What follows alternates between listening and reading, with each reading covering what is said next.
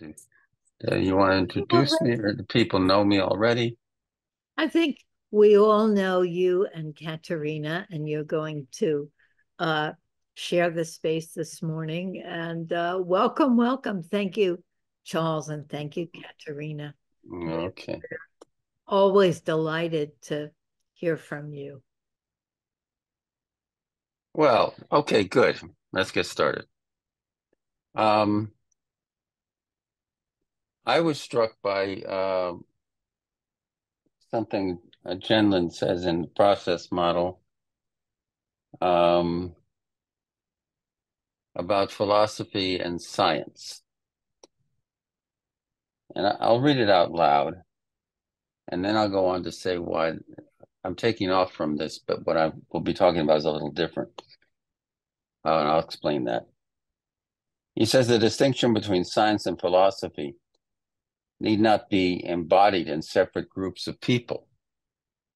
It does require different sections of the library, different bodies of connected statements and findings, but the same persons at different times need do both. I'm against continuing the split between scientists and philosophers. It seems wrong to prevent the first group systematically by education from ever becoming familiar with philosophy. And then they do not examine their own tools and assumptions. And I agree with Merleau-Ponty and Keith Herler that philosophers do well to engage in science continuously, to examine directly the differences philosophical assertions make.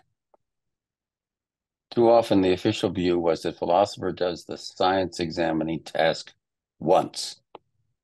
Let the scientist read it. The philosopher must know science. This has never been seriously questioned. But it has seemed needless to continue in constant interaction with science on each page and in each paragraph. I find, as must have been noticed, that I must often discuss the philosophical point about kinds of concepts and methods together with a scientific issue that leads to and is affected by what I say philosophically. Even so, the difference in task, function, an essential difference between philosophy and science stands, of course. So I thought, I think he means mostly physics, chemistry, but he himself engaged in therapy science, therapy investigation, therapy research. So science doesn't just involve physics, it involves research into therapy. And most people here, but not everyone, is a therapist or in some way engaged in therapy. And what does it mean for us to be engaged in therapy? Are we also need to be engaged in the science of what we do? So I want to begin with a little story about when I was director of the psychology internship at the Gouverneur Hospital in Manhattan. And I told the interns about focusing. And of course, like just about everybody else in the world, I knew nothing about focusing. So they said, what's this focusing business? Does it have any basis in science? Is there any evidence for it? And I replied that focusing is just about the only therapy that had its origins in scientific research. Most therapies are developed by somebody who has some ideas based on their experience about therapy, and then they do some scientific research to show that it's effective. And if the research is done properly and constructed so that there's no bias, it's valuable because it helps us to know whether, in fact, these approaches do help people. But in the case of focusing, it grew out of research that Eugene was doing with Carl Rogers, in which they had surprising and somewhat disconcerting findings. And I always thought that actually, this is an aside, that it's always most interesting when research leads to findings that aren't expected, not the expected ones. Well, what they found, as I think probably everyone here knows, is that you could tell from the first few sessions who was going to do well in therapy. And it did not have to do with the approach or the methods or the personality of the therapist. It had to do with what the patient was doing. And it had to do with whether the patient could basically pause and sense and become aware and find more precise words and ways of saying what their actual experience was. So we have this group has its birth in science, whether we know it or not. And it was from that Gene then wanted to find a way, because it turned out that actually the people who know how to do this were few in number.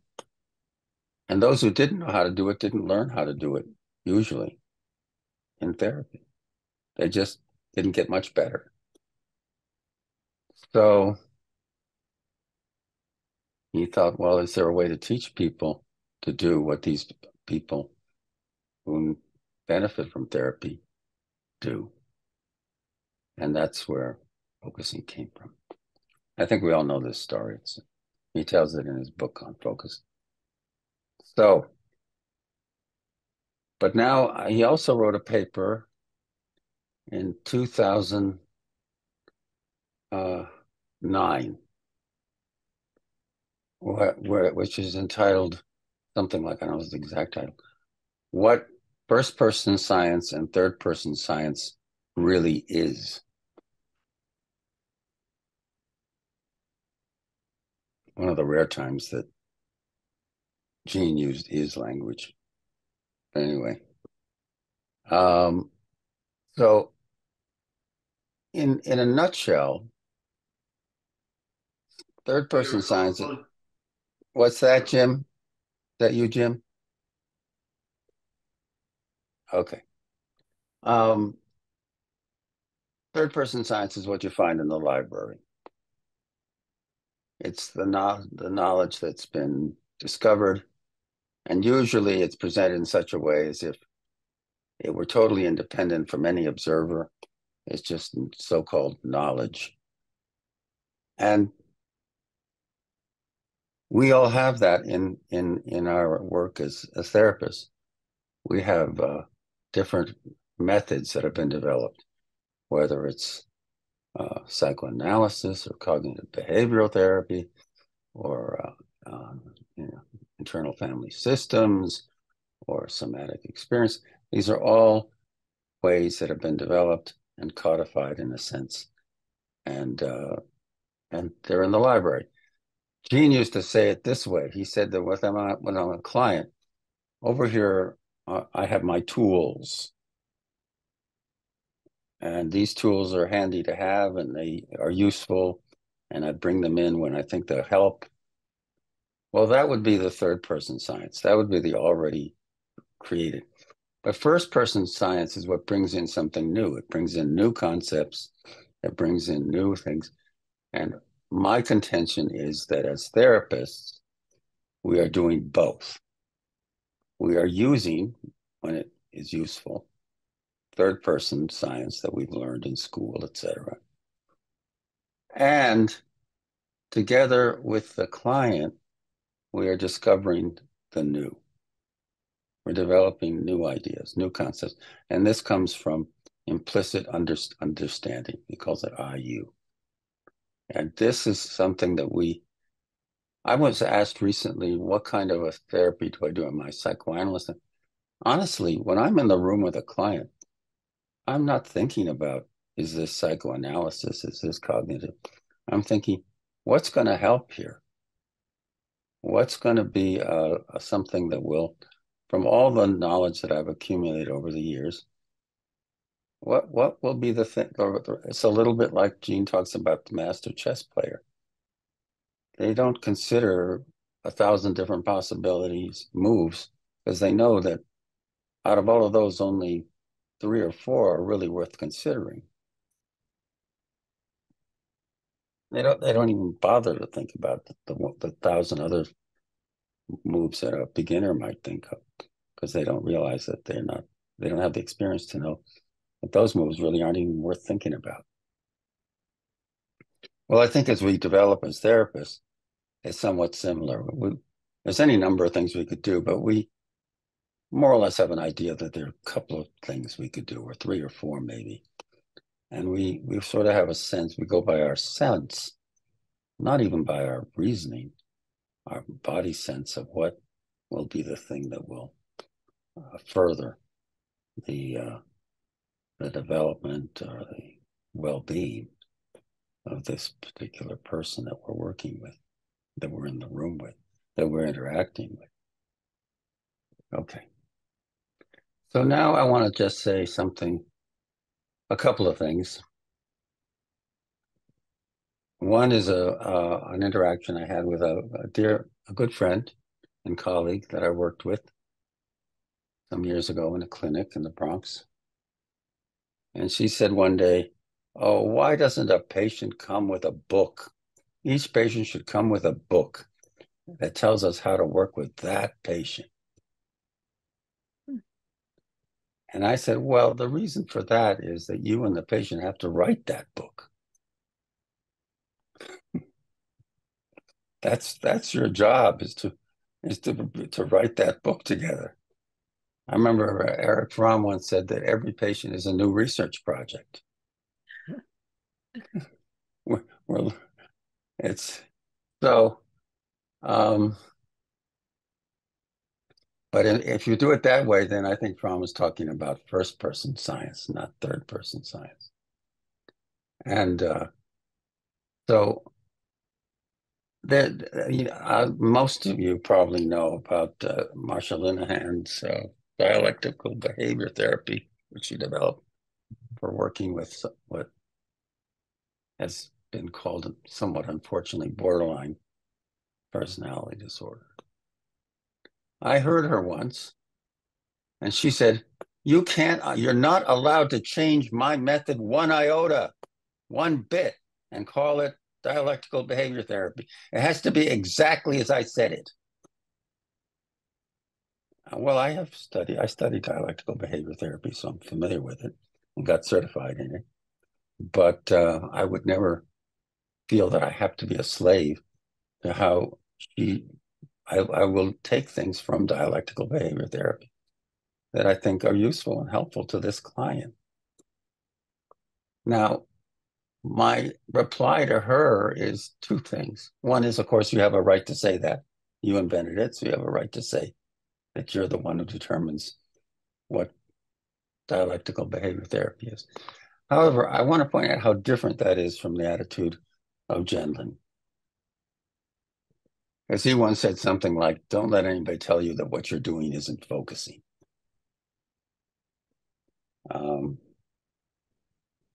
In other words, there's nobody here's the authority saying, this is focusing, this isn't focusing, you're not doing it right. On the other hand, and this always amuses me, Catherine Torpy asked him, well, Gene, everything isn't focusing, is it? He said, no.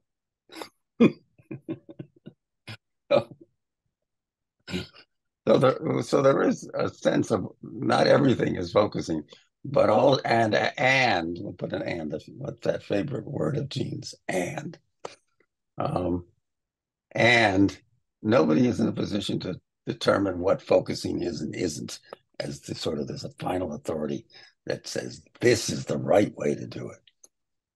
So that keeps us open and exploring, and the whole idea of first-person science is that first-person science leads to new things, new concepts. And in order to do that, we have to go into the implicit, broader experiential interaction that's happening and what comes from that, rather than just going back to old concepts that don't bring anything new. They're useful, but they don't bring anything new. We want the third person science. We want airplanes to be built well so that they fly. And there's third-person science that tells us how to do that, and it does it very well. So it's not a matter of not wanting to have third-person science or having that toolkit or having a dialectical behavior therapy or psychoanalysis where it has insights that will be helpful to us in our work. Okay. Now, what else did I want to say? There was something else I wanted to say here. Or maybe that's it. Yeah, I think that was it. Okay. So, in that essay, Gene devotes some time to deriving from experience the concept of inside and outside. He said inside and outside is basically, I'll say it in my language, is a kind of construct. There is no inside and outside in behavior. And when we're interacting in behavior space, we're just in this interaction here and now. And there's no inside and outside. But once we start separating out conceptually, for instance, there's not even a separation between hearing and seeing. Like you right now, when I'm talking, are not thinking, oh, I'm hearing and I'm seeing and I'm this. No, you're hearing and seeing as part of the whole interaction at one simultaneously here as you listen to me talking. But we can develop this ability to say, oh, there's this organ here, which is the ear. And with that, we hear sounds.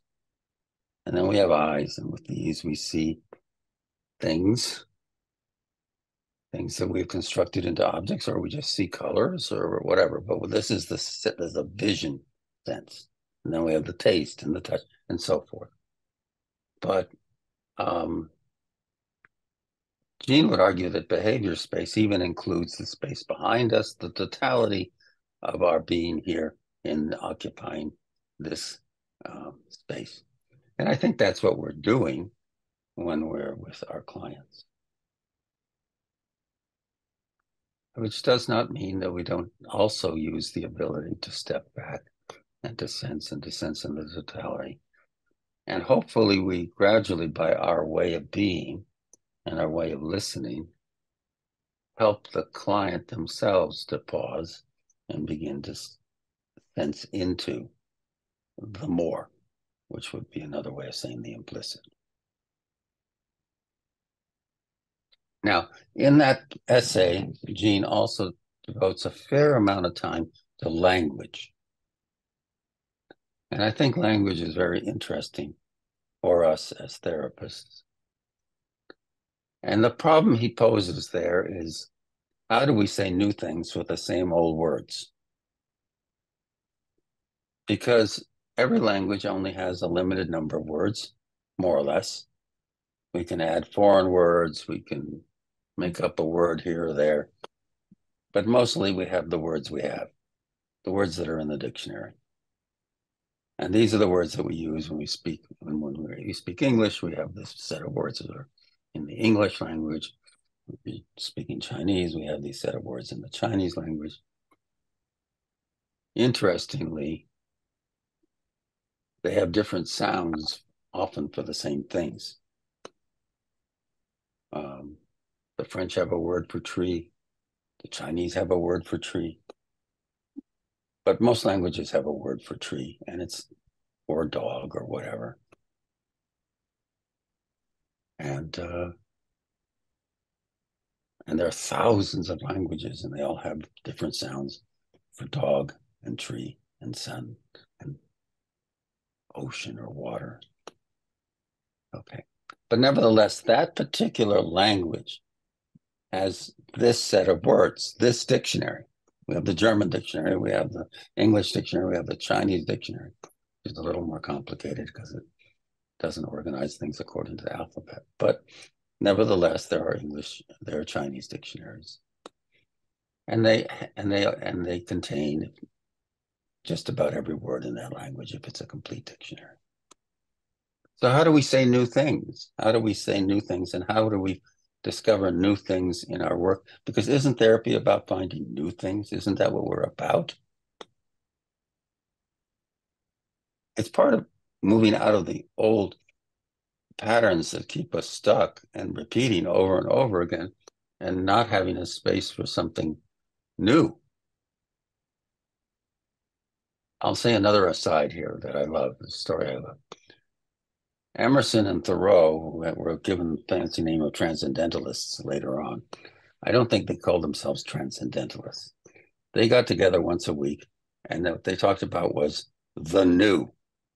That was their name for what they were talking about. The new.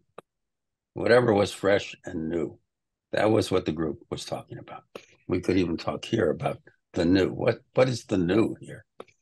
And I think Gene is very concerned with how do we take words and say the new with all these old words.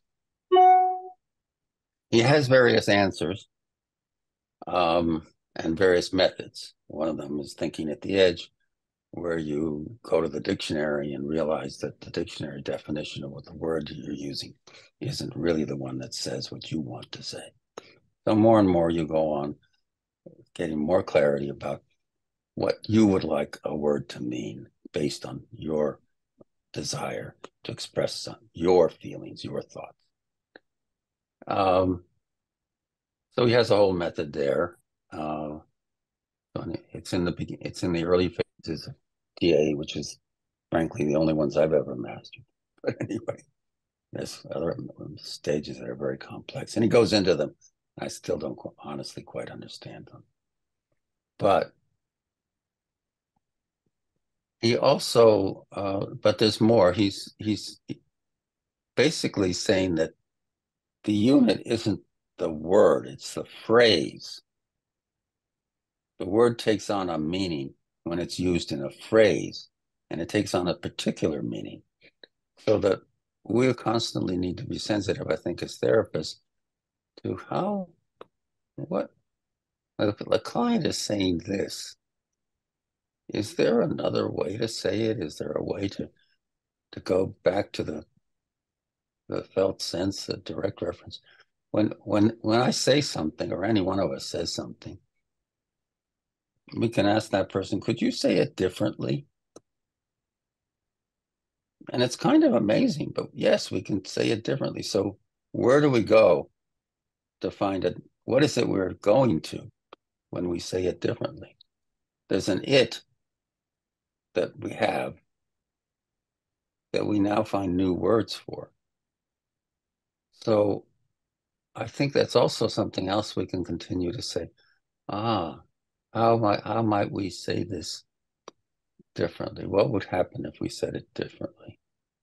And that helps the implicit to emerge, so that the patient then, or the client, is now discovering something new and finding words to say something new that they didn't have before.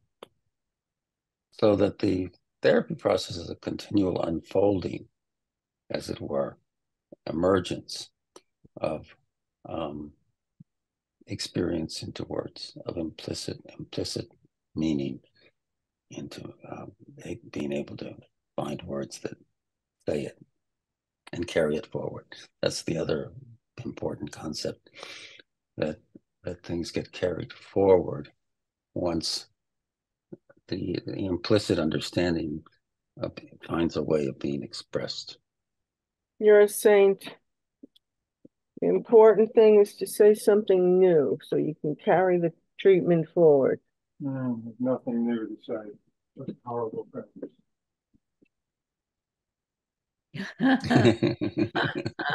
That's interesting. Sounds like the implicit stuff is being. I'm happy to actually stop here and see what all of this brings for anybody. But I just want to say that when one way of thinking about what we're doing as therapists is we're engaging in first person science. We're discovering new concepts, new ways of, I would say new ways of living. as the awareness and understanding emerges.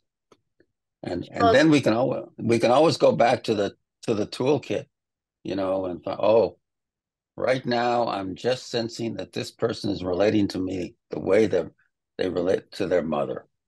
There's something about it. They're seeing me as though I were their mother. They're not actually seeing me here as I'm experiencing myself. And I also know that when I was a patient or a client, I sometimes would hear my therapist filtered through my mother, so that I really didn't hear what she was saying. I heard my mother's voice. And we probably all have, but that's part of the process, right? Of where we begin to realize, oh, there's more here than we knew. Okay, I'm going to stop and see what. I'm wondering if you could say a little bit more about first person science for those people who aren't familiar with that, because we have a range here. Okay, what shall I say? First person science is where okay, so Gene would say, you reach a certain point where the old science somehow isn't quite working, but you don't know what to do. And then if somebody comes along, comes up with some new concepts that work better. And they say, oh, here we have concepts and they work better. And people see, oh yeah, they work better. They account for more of the reality that we're having trouble accounting for. But they don't say how they got these new concepts. Where did they come from? That's the question that Gene is curious about. And he's saying that partly it comes from what he calls the implicit, which he sees as part of the body environment interaction, and that concepts are always emerging from our interaction with our environment. And it's always more than the old concepts. And he even says that we can't even prove concepts in experiments. We do operational things that confirm or don't confirm our expectations, but the concepts themselves are not directly tested in an experiment. So first person science is about arriving at new concepts. I guess that would be the simplest way, right? I don't know. Do you have something to add to that, Lynn? Well, maybe one thing that's fun to say is that this group is dedicated to first person science, and that's right. Each week somebody presents something, and then we make the something new by seeing how yes. it fits for us and what's there, what isn't there, and we build on each other's. So we have an experience of the body environment making something all together, which is very interesting. Right. So and he does say that the partnerships can be very useful in this process. And then we're going beyond the partnerships. We're doing the partnerships, but we're also going beyond that and seeing what this whole group makes in these interactions with the implicit. So maybe you interacted with the old research that Jane did and gave us something of the new of how you and that research interacted. And then you're telling us about it, and then we're taking this and digesting it in all different ways and going into our own experience, sometimes even not being aware of it. And then what comes out will be something new, ever been said before. Yeah, and I wanted to bring in the concept of intricacy, that actual experience in quote nature is always more intricate than the concepts. So as we go into it and we see, so we are all engaged in articulating together that intricacy. And I think that probably every week something new comes in this group. Mm-hmm. We carry forward, and so we're engaged. Yes, I agree. We're engaged in first person science here. Yeah. Yes, Monica. I would just like to say how delightful and how delighted I am to hear you share your thoughts, Charles. I mean, I come almost every week, and I see people, I look at people, and I think, what is that person thinking? Like, where are they? And I've looked at your face and thought, what is he thinking? There's stuff going on in there. And like, finally, like we get this beautiful blanket of thoughts and gifts. And I want to say thank you for sharing yourself. Thank you. Thank you so much. That's very sweet. Thank you. And not just sweet, it's also revealing something about your experience here. Yeah. Mm-hmm. Yeah. Charles, could I ask you to say again the title of the essay by Gene talking about Here, let's see, I have it right here. Let's see the actual title. And you can search for it on the webpage. What first and third person processes really are. Oh, okay. So it's not science, it's processing. The title of it is, I mean, it does talk about first person, third person science in the essay, but and his abstract is implicit understanding is much wider than we can attend to at one time, and is in some respects more precise. So it's both larger and in some respects more precise. I think by virtue of being larger, it is more precise. You know, I'd like to throw in something about more precise. Yeah. God, I'm half asleep. I hope I can say this.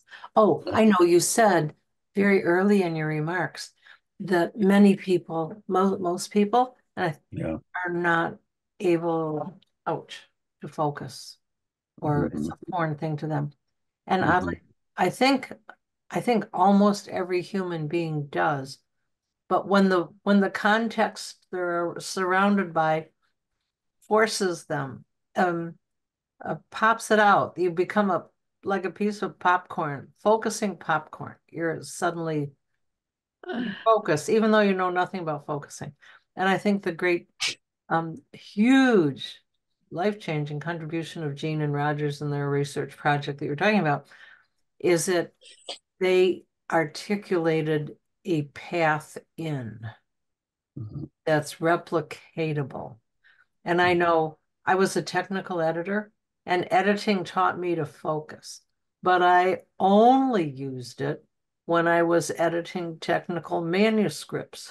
And then someone steered me to the book Focusing.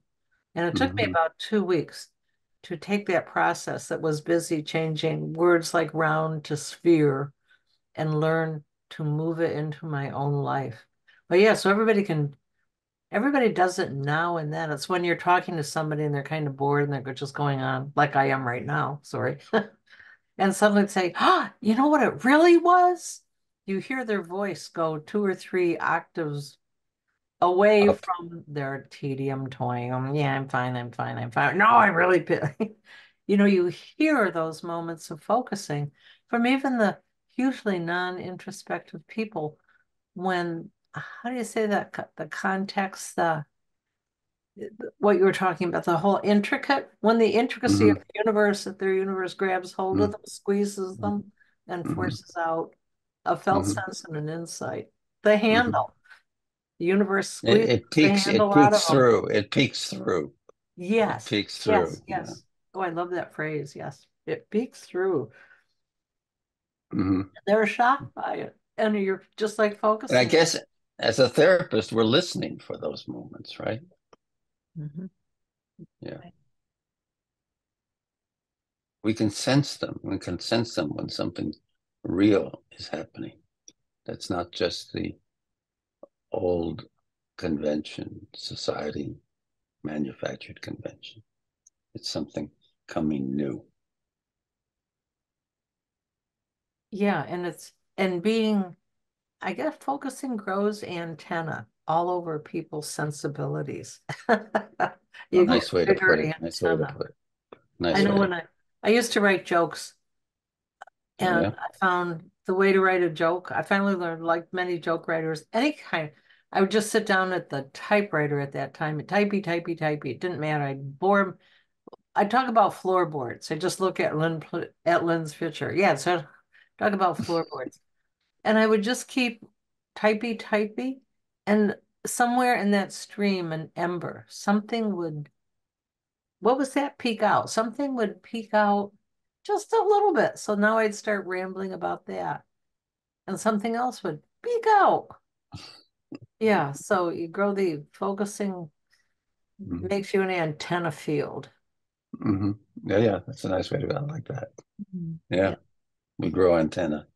Yeah. Antenna. Yeah. Mm-hmm. Yeah. Nice. I want to say something iconoclastic. Um, Let me see how to put it. Gene talks about how science, third person science, is always changing. So we can't rely on uh, the science even of the 80s or um, any previous time. And now things are happening so quickly, we can't rely on the science of last week because we're developing so quickly. And there's something that always rubs me the wrong way about talking about how focusing came out of that experiment with Rogers and Gendlin. And I think it's basing a first person science on a third person experiment. And it always feels wrong to me. And today, I was thinking, I don't even really believe that those findings, that experiment anymore. And I think if we did it now, we would get something different. We wouldn't get that.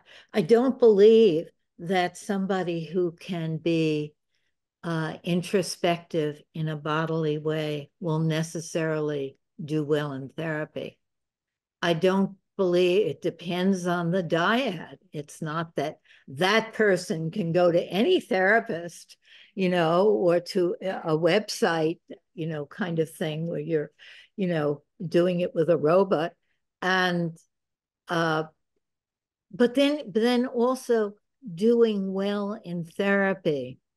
There was a very different idea of doing well in therapy at that point when that experiment was done.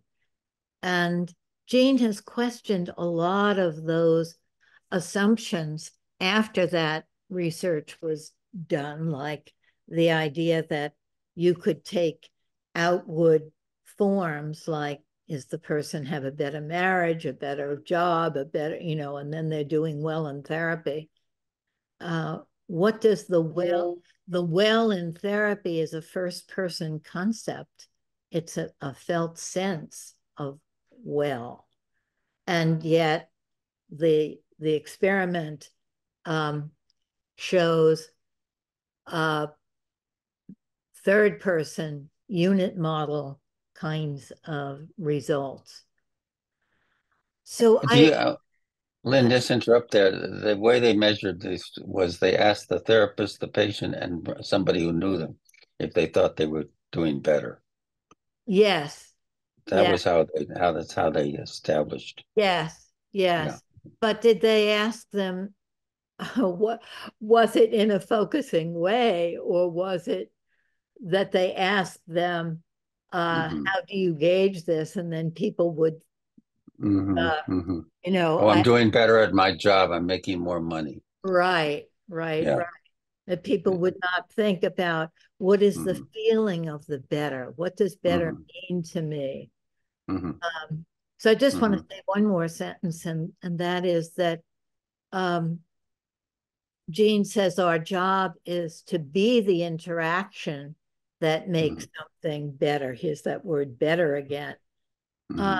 And that it's never one person and what one person can do. It's the process, and this is so in keeping with everything Gene says, it's the process of that partnership. Mm-hmm. And it's better and worse and this and that and all kinds of feelings. And what it means is so individual. So I guess that's all I want to say. I don't believe that research. Can I say something here? I'm so glad you said that, Lynn. And also because I heard an interview, I think it was with you and Greg Madison might be, talking about this.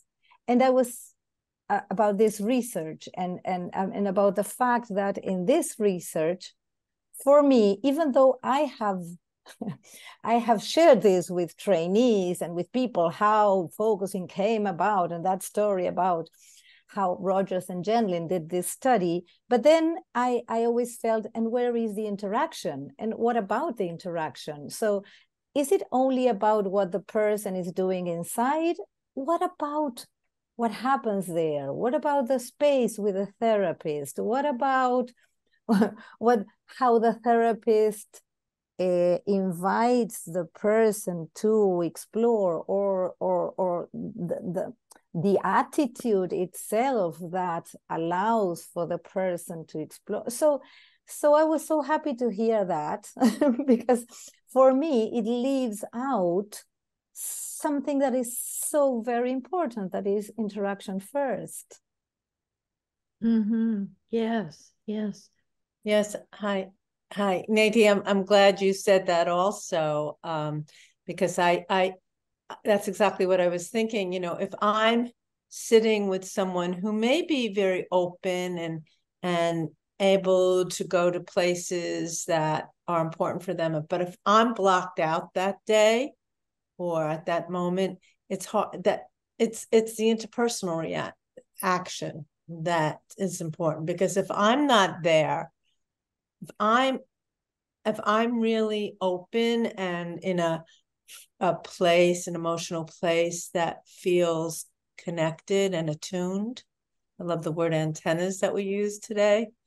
You know, if my antennas are out there, then there's more that's going to happen, I believe. So, as a therapist piece of it. So, yeah. It's So we're doing. I think we're engaging in first person science and saying what the more is here. I don't think that what was discovered there was wrong in that research. You don't say believe. Well, I think I believe the research. I also believe all the critiques that are being made here. In particular, a response from a therapist can either support the emergence of more, or it can just basically dampen it or even kill it. Because some therapists are very deadening and don't nurture the emerging. So yeah, there's definitely something about the interaction, the quality of the interaction, that is so important in therapy. And at the same time, I do think that there was a finding here. There was a finding here that certain people knew how to pause or sense, and that was a crucial factor in their ability to benefit from therapy. I don't think that that's disproven by what people are saying here, in my opinion. No, I agree with you, Charles, that it isn't about it being wrong. It's just about that we've gone further Yeah, of course. And Yeah, I agree. that further is important. But I also wanted to say that I don't believe that those findings were objective. Jane also talked about how there is no objective and there is no subjective. Everything is both objective and subjective. So the findings might have emerged out of the dialogue of Gene and Rogers, and something different would have come out if I don't know, Skinner and somebody else had done that same research. And the client, what comes in the client is already interwoven with the unconscious of the therapist. So you can't even think certain things with certain people, and other people you think something will come new when the person hasn't even said anything. And also that research is now third person science. Right. It is no longer first person science.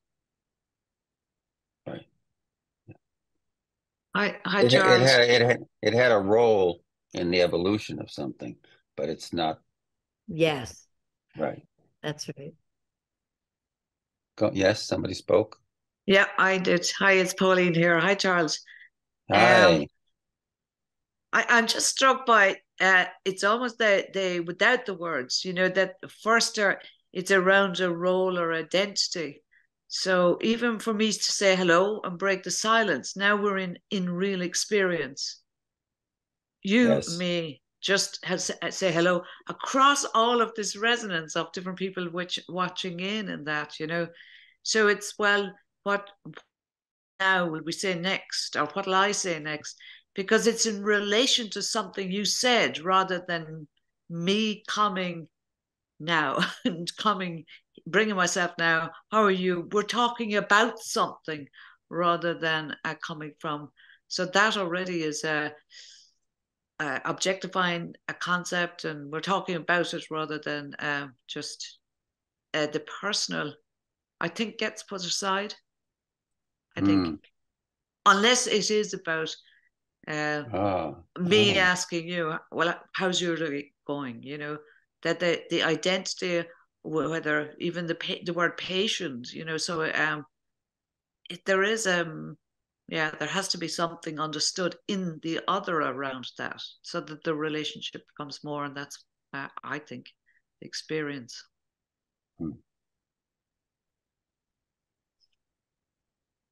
I'm getting some of what I'm not sure I'm getting all of what you're saying.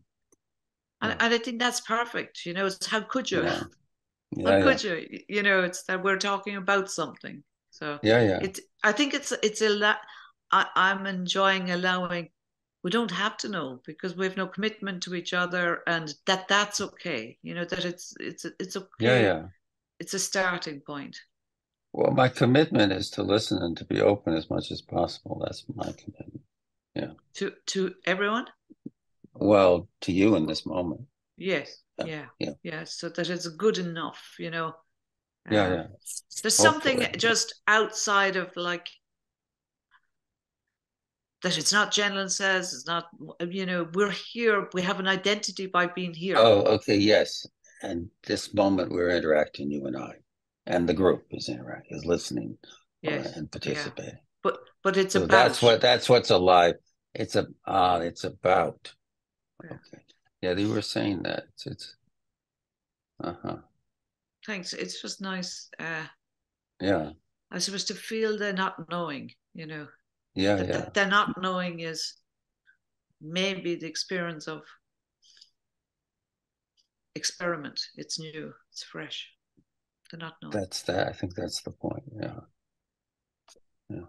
I think that even though we're talking about something that seems abstract, in our talking, we're doing something.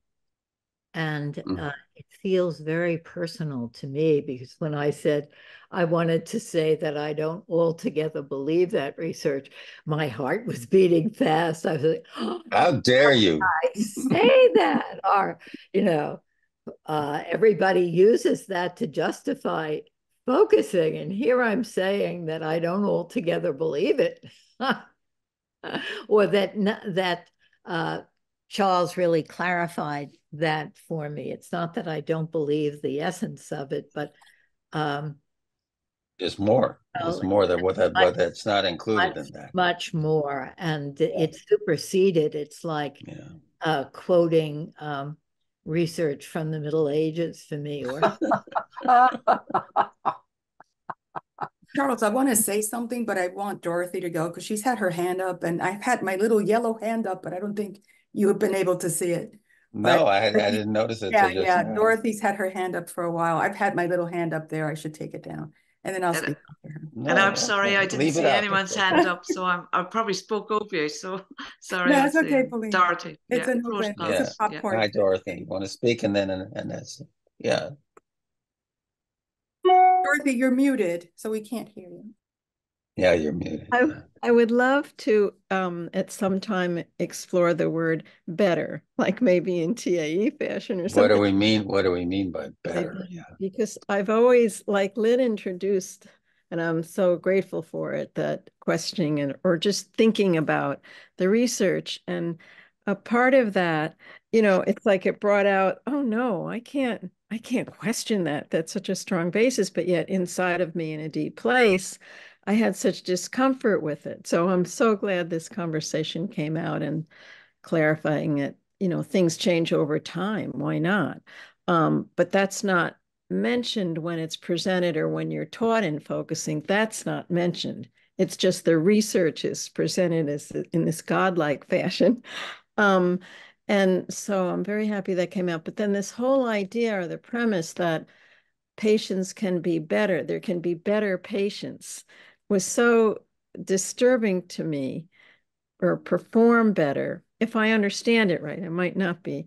But I think of better as, we all get into this, like some patients respond better than other patients, or it depends on who they're working with and that. But just the idea of better, we change over time. Like one patient or myself could be performing better at a certain week time period, and another time wouldn't be. And it's just, I just wanted to open up the whole idea of what progress, moving forward, all of that means. And that's it for now. Yeah. Right. I had some of the same questions. What do we mean by better? Yeah. Thanks. Wasn't Monica go? Who's going to go, Anne? Well, I think Anesi has been wanting to. Yeah. It's Anesi. I'm sorry, I was muted. I was talking, but I was muted. Dorothy, I just want to respond to what you said. That was so beautiful, because hard to hear you when you're muted. Yeah, I think every model has its kind of better, so in acceptance and commitment therapy, there is no better. Acceptance and commitment therapy speaks of psychological flexibility. And if this is working for you, like more flexibility, there's no good or bad, no better or worse. It's really interesting. So, but Charles, I just wanted to say thank you for your wonderful presentation. There's so many things that you said that have resonated with me and kind of lit a light bulb, but there's so many that I'll just journal about it today. I just want to go to the last one, which is, I love when you spoke about the third science being the toolkit, and that you could draw from that toolkit, and first science being relating, being with the client, right? And then Beautiful. The conversation went to what Jean had said in terms of the first person when you reviewed that. And I was thinking, I am a professor and I teach clinical practice, so I teach theory, and I love theory, and I'm very eclectic. And I feel fortunate to be at my job because they'll pay me to train in a theory, because I bring it back to my work, because that's what I'm doing, teaching. So I've learned that every theorist has done what you said, which is they've learned from the client. Like Richard Short speaks about his internal family system. It came from family system. He just made it internal to the client. Like he took all that he was learning in family therapy and said, wait a minute, this is teaching me about the internal. People have an internal family. So then he went and created internal family system, like it's the interaction. But the more I've learned about theory, the more I read about theory, the more I train in different theoretical models, the more I go back to Gendlin. It's like Gendlin has this one little quote that I'll share that always keeps me grounded. I'll share it because I looked for it until I found it. He said, I want to start with the most important thing I have to say. The essence of working with another person is to be present as a living being. And that is lucky. Because if we had to be smart or good or mature or wise, then we would probably be in trouble. And I always think about that, like just being present and kind of like what you said, where kind of the client leads the process. We might have all these theories in the background, but it's that being. Like I'm more in the being with another in a room and seeing what happens in that interaction. And in the end, like the most recent research and theory by Norcross is a huge book. In the end, it is the therapeutic interaction that is the most important thing. The theory is perfect, it's there, but it's the therapist in interaction with the client. That is the most important factor for whatever is going to happen in the work you're doing with a client. So, and I really love your courage, Lynn, when you said, about the research, because I've always questioned it in the background, but I've never had the courage to look into it deeper. And I feel like you've allowed us permission to kind of look at that and say, what's up with all of that? So I really appreciate that. Thank you. And thank you, Charles. Yeah, beautifully said. Thank you. I'll put the little quote there in the chat for us. Yeah, it's at the beginning of that paper. What I forget. Yeah, it's a small steps of therapy process. Yeah, that's where he talks about the toolkit there. He talks about it. Yes. Good. I bring Gendlin in my classes all the time. It doesn't matter if I'm teaching this or that. Gendlin's there. It's like I want them He's there. He's present, Yeah. I'll put the whole article then because that's a good one that you remembered. You remembered that. Yeah. And also once I found a picture the other day. We had visited Gendlin in his home. I don't exactly remember why. It was Charlotte's group. All of us were there. And we talked about how a lot of people use focusing in their theoretical model. Some people credit, some people don't. And he looked at us and he said, there are little towns and cities that will be created. Like it'll go out there. But I love it when people say Richard Short's an internal family system.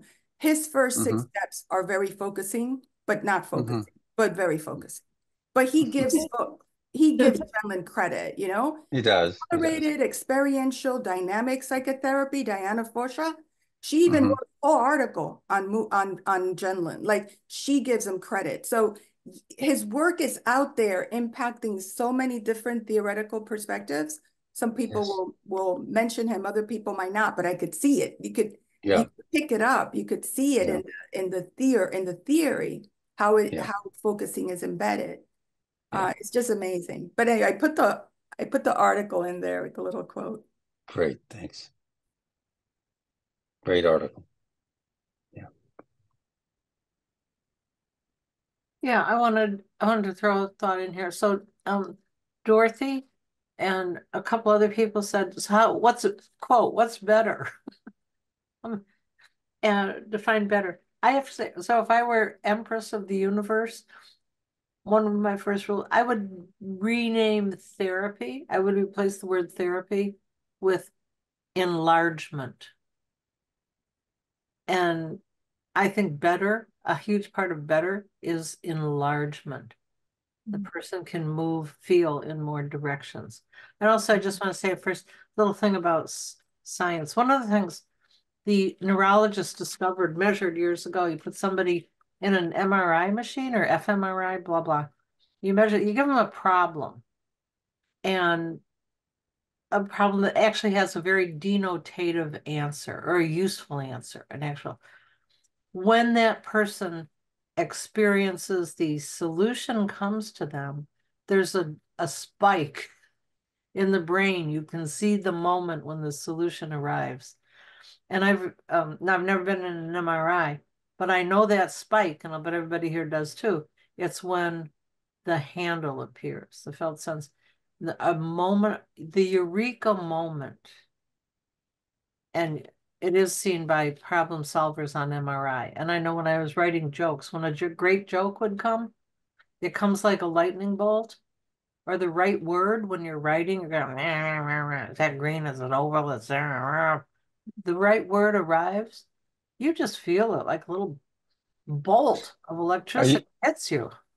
Are you familiar with a Mark Twain quote? He said the difference between the almost right word and the right word is like the difference between the lightning and the lightning bug. Yes, and I love that quote. I love that quote because I've that heard is that before. You have? Say that again, Lynn. I didn't hear you. I hadn't heard that. I love that. Oh, that's new. Yeah, okay. And Yeah, it's so true because everybody, if you're a writer or blah, blah, blah, when the right thingy pops in your head, it's almost like you get hit on the head. It's a jolt. It's really a jolt. It's like why, if the answer is big enough, many people, you can see it in your friends, somebody's talking, mulling forth. People will actually freeze physically at a moment of illumination. Sometimes they jump, but sometimes they freeze. It's like the nervous system is so busy, so stunned. The nervous system by a big answer is the big right word. The huge moment of it's a moment of insight. It's not just the right word, but the moments of insight. People, and certainly myself, I have actually frozen. I've stopped walking. Wow. It's like my whole nervous system is busy absorbing this thing. Yes, yes. I'm wondering if we should go into our breakout rooms. Yeah, sure. Yeah, let's do that. Yes, we've sort of lost a little track of time here because we've been Wow, 9:22. Yes, our first person science here. So why don't we say we'll come back at 9:35 and we'll have our lightning bolts in our small group. Oh, Monica wants to say something. Yeah. Did you want to say something, Monica? Yeah, you have to unmute yourself. No, there's a woman called Moni who's, I think, yes, similar it's name. me. It's me. I've been enjoying Moni a is lot. Monica. Yeah, I have been enjoying. Hello to everyone. Good morning. I have been really enjoying all the talk and the participations and just sensing how to evolve with this, and just saying goodbye because I cannot join the groups. But it was so nice to begin my Monday with you and my friend Carlitos and Lynn and all of you. Have an amazing weekend. Thank you. Bye. Part of it. Bye. And Charles, thank you so much. This has been so evocative. Okay. I knew the group would do it. I trusted the group. Right. So we'll see you at 9:35. Okay. The stars are coming back. Yes. Yes.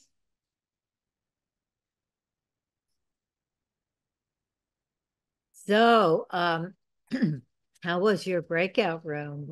What would you like to share? Hi, Lenore, I'm here. I just want to share in our group. Monica had come out with a wonderful idea of being able, we're talking about dance and the physicality and the openness that happens in the body and through movement and dance and being, or just some kind of movement. And so I was talking about Maestro and Leonard Bernstein and how in the movie he felt his entire body. And Monica was saying, putting words to the physicality of that in a focusing way. And I thought that was wonderful. To bring those two together would be amazing. So, which movie is that? I want to see it. Maestro, the Leonard Bernstein movie. Oh yes, yes, yes. There's some wonderful moments in that, in the pausing of the listening, the just how physical, how he felt every note in his body. Bradley Cooper really does a brilliant job with that, I have to say. So it brought me to tears. It was called Maestro. Yes, it's out It's now. recent. It's recent, right? Yeah. It's going to be on Netflix, but I think if you can catch it in the movie with the big symphonic sound, and I think it is on Netflix. I think I saw it, and it's on Netflix. Yeah. Okay. Yeah. If we could see it in the big screen, it would be even better, I think. Better, yeah. But that's what brought it. And when Monica brought the idea of bringing the two together, wow, it's a great idea. I want to welcome Carl. Just say hello, Carl. I hope you don't feel exposed, but it's Carl's first time here. So hi. Welcome. Welcome. Thank you. Good to be here. I'd like to share something very quickly. I'm more and more amazed every time by the power of the group, by the power of, as you were saying at the beginning, Lynn, what we make together. So I want to thank you, Charles, for everything you brought today, and everyone, because everything that was said and shared afterwards brought up something new and different. And we were sharing with Winston in our wonderful conversation that how freeing it is to feel and to feel safe enough to be able to speak up our truth, or even though it's not the truth or whatever, and allowing ourselves to question things and not being judged by it. And on the contrary, maybe sharing or realizing that what I was thinking was more universal than what I thought, and other people I think are thinking and sensing the same. So I'm so grateful for these groups that allow for this, because they really allow for us to sense further, and not only to sense further, but to feel that we can speak from there, and that it's okay, and even not only it's okay, but it's going to carry other things forward. Wow, that's well said. Thank you. I want to just add to what you're saying. I mean, in a way, to me, it feels like we are carrying forward what I understood Gendlin said once at a conference. So to take it and carry it forward with what we have inside and what we experience, that's we are carrying forward that definitely here. It's love. Yes. I was very for me it was a relief to hear that a theory doesn't belong to someone and doesn't have to be this particular way, that actually a theory is going to evolve if we can carry it forward. And that's a grace from a creator. Yeah, I love that. Grace from the creator.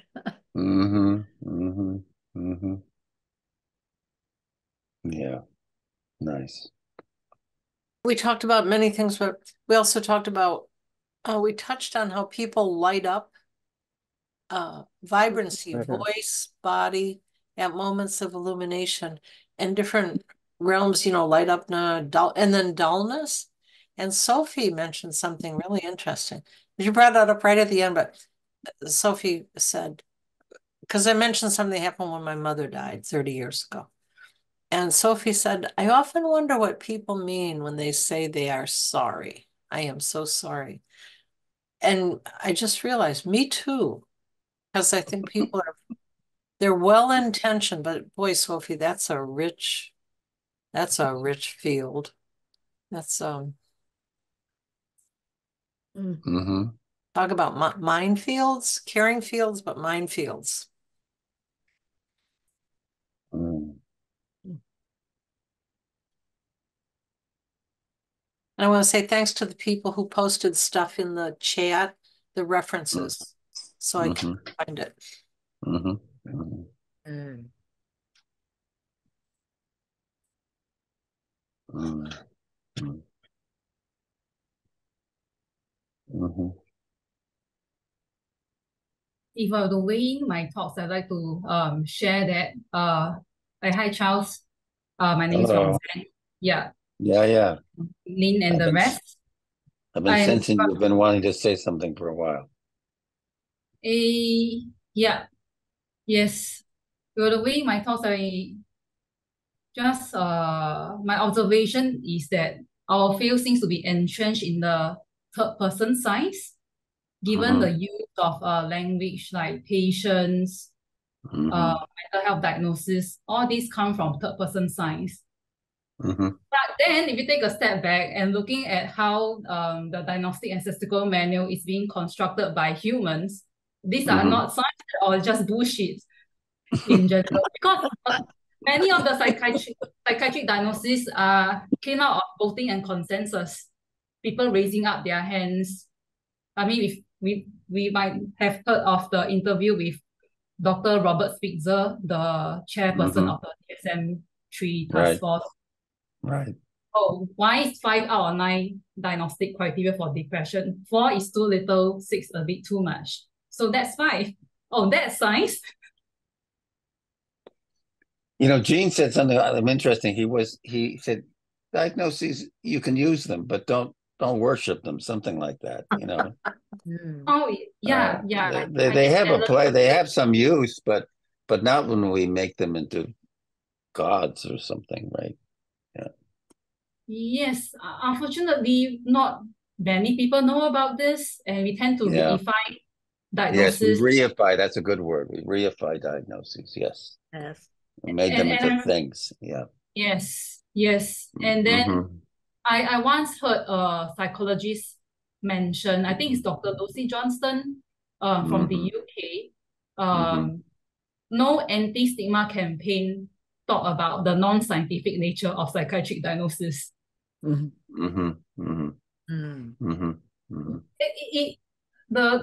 the campaigns about mental health is all about the third person science, raising awareness of the symptoms that is linked to the psychiatric diagnosis, and then encouraging people to seek help.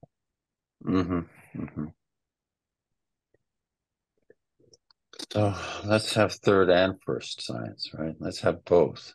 Let's not get stuck in the diagnoses. I wonder, as a group, how can we give more primacy to the first person science while not discarding the third person science? Right, without discarding the third person science. Exactly. How can we do that? Yeah. Exactly. Yeah. But I'd like to end off with a gratitude note. I feel that the discussion today is very generative. And I remember Dr. Akira Ikimi, he came out with the experiencing model. Which model? Experiencing model. Oh, the experiencing model. Wanting to put theory for focusing oriented therapy. I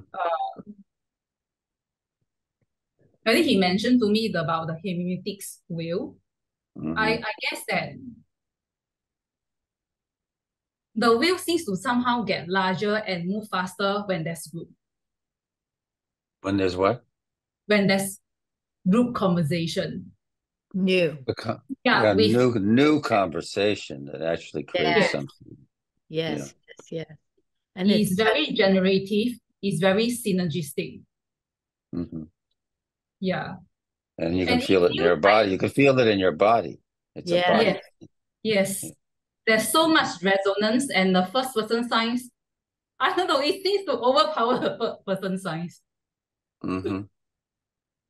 It's so nice to see your face light up with that. Yes. Yeah, I just feel like, hey, whenever there's like the first person sign and it feels godlike. Well, it feels, in a sense it is. In a sense it is, yes. Self-transcendence feeling. Yeah, And the third person signs just whatever. We don't really care about the third person signs. It's there. Yeah. It can be there in the background. Yeah. Yes, thank you so much. You know, I'm thinking we better have our poem. Yes. I want to say that we were thinking of bringing in a YouTube of Feynman. We finally decided just to let Feynman have his word with a poem. Good. Charles, thank you again. This is very lively, and we can't stop here. Hard to stop. Right. Okay, Dorothy, thank you everybody for your contributions to this discussion. Yeah. So this is a poem by Richard Feynman. And is he a physicist? He's a physicist, yes. Yeah. I stand at the seashore alone and start to think. There are the rushing waves, mountains of molecules, each stupidly minding its own business, trillions apart, yet forming white surf in unison. Ages on ages, before any eyes could see, year after year, thunderously pounding the shore as now. For whom? For what? On a dead planet with no life to entertain, never at rest, tortured by energy, wasted prodigiously by the sun, poured into space. A mile makes the sea roar. Deep in the sea, all molecules repeat the patterns of one another till complex new ones are formed. They make others like themselves, and a new dance starts. Growing in size and complexity, living things, masses of atoms, DNA, protein, dancing a pattern ever more intricate. Out of the cradle onto dry land. Here it is, standing. Atoms with consciousness, matter with curiosity, stands at the sea, wonders at wondering. I, a universe of atoms, an atom in the universe. Wow. Thank you. Bye-bye, everybody. Thank you. Bye. Thank Take you. care. Bye.